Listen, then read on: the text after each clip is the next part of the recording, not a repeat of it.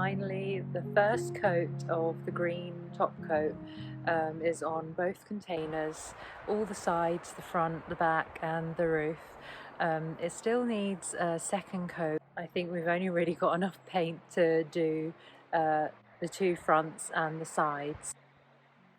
But we're really happy with the colour. It really helps them sort of nestle into the forest. And I think with that final top coat, the second coat, they're gonna look really, really good. And then we're on to putting the roof in the middle. So that's going to be really exciting.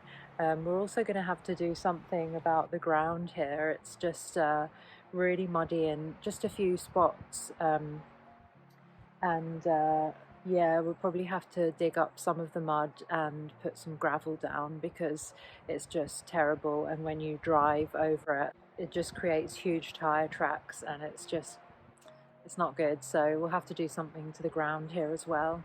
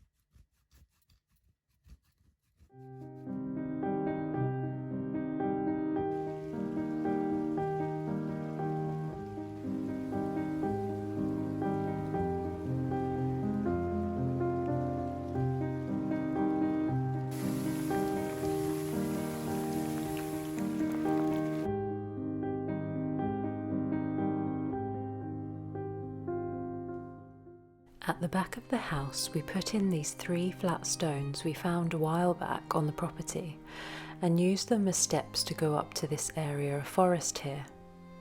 You may have seen in another video the huge amount of rhododendron we took out along this section, and as we get up to the top of this level we can now actually walk along here to the other side of the forest. This section of forest is actually in a little triangular shape, and over the years, as the forestry has not been managed or thinned out, a lot of the trees have blown over and others damaged.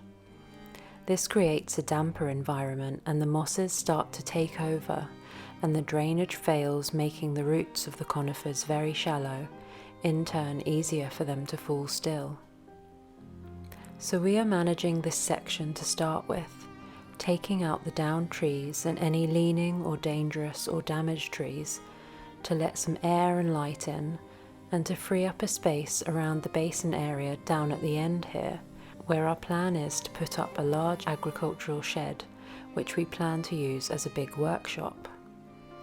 The shed will be 40 by 60 feet, and we are in the process of arranging this before the winter sets in. We need a little clearance around the shed for safety, as we are up on a mountain with strong winds at times. We have never done any forestry work before, but we are aware of the dangers, so we started on small trees, keeping a good distance away when cutting and assessing how each tree fell and moved.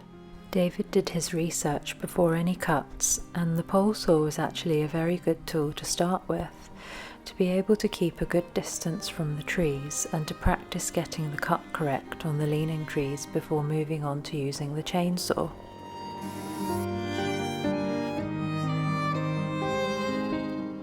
Some trees were hung up in tricky arrangements, and we also had terrible weather conditions, so this was another reason to go slow and be cautious.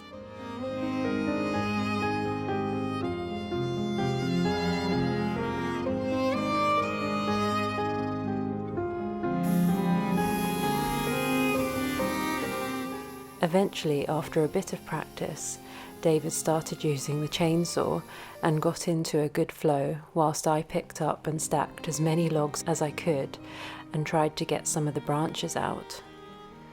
We were sore after a week of this. Our bodies were like lead in the mornings, and still are a bit. The whole week it rained pretty much non-stop, so that takes it out of you too. But we have made good progress and have tidied this section up really well, I think.